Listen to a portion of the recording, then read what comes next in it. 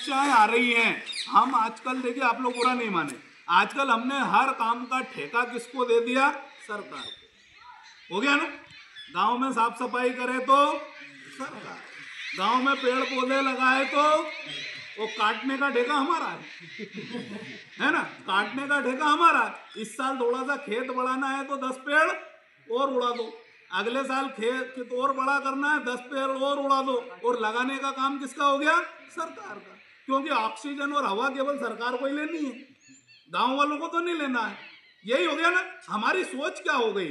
तो ये जो हमारी समिति है, ये केवल इसीलिए बनी है कि इस गांव के प्रति अपनी भी कोई जिम्मेदारी बने, तो गांव में पेड़ पौधे लगाने का काम भी अपने माध्यम से हो।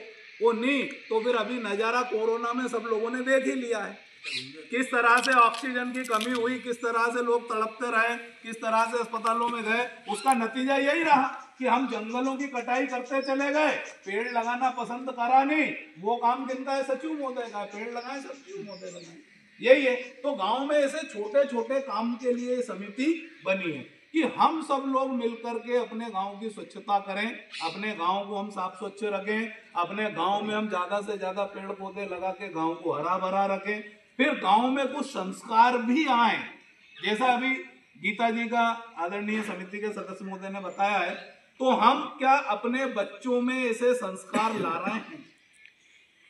आज बच्चे स्कूल जाते हैं तो क्या आपके चरण माता पिता के पैर छू करके जाते हैं क्या? अपन लोग जाते थे कि नहीं स्कूल में? तो ये सारे संस्कार इनमें कौन देगा? और इसकी शुरुआत कहां से होगी? अपने घर से। और आज जब से मोबाइल आया है, ये सारे संस्कार, क्योंकि इधर माताजी मोबाइल, इधर पिताजी मोबाइल, तो बच्चे भी क्या करेंगे? क्या हम सुबह से उसकी उंगली पकड़ के कभी शंकर जी के मंदिर पे एक लोटा जल चढ़ाने के लिए एक लेके गए? कितने लोग हैं जो अपने बच्चों को साथ मंदिर लेके जाते हैं? बताइए मंदिर। तो फिर बच्चा बड़ा होकर के क्या करेगा? वो भी दारू पिएगा, विमल राजश्री खाएगा, फिर बुढ़ापे में आपको जूते देगा। अब गलती किसकी? गलती किसकी? अगर हम उसको रोज मंदिर ले जाते, अच्छे संस्कार देते, तो वो हमारे में जूते नहीं देता। इसके जिम्मेदार हम, क्योंकि हम जैसे कर्म करेंगे वैसा फल मिलेगा। अब आप रोज बोर का पेड़ लगा रहे हो तो बोर के पेड़ में तो कांटे लगते ही, ये स्वाभाविक है।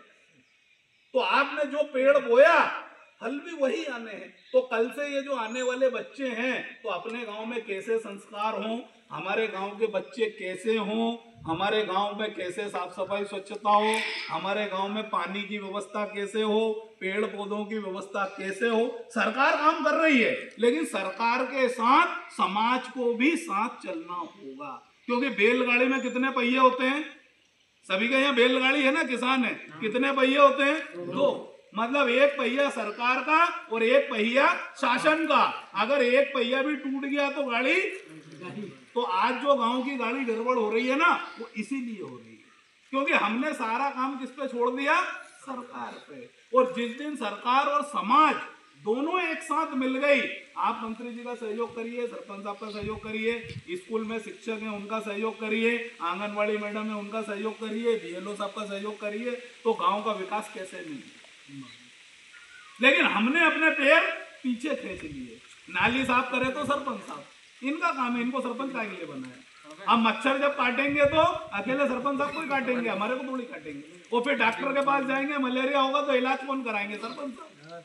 यही होता है ना। तो ये जो समिति है, यही छोटे छोटे कामों के लिए बनी है। मेरा मतलब ये है कि अपने गांव को हम ग्राम देवता मानते हैं, तो यहाँ की कुछ जिम्मेदारियां हम लें, समिति के साथ आप लोग जुड़ें, पंचायत का भी सहयोग करें, और हम सब लोग आपस में मिलकर जब गांव में सहयोग करेंगे तो फिर गांव का विकास कोई नहीं रोक सकता है।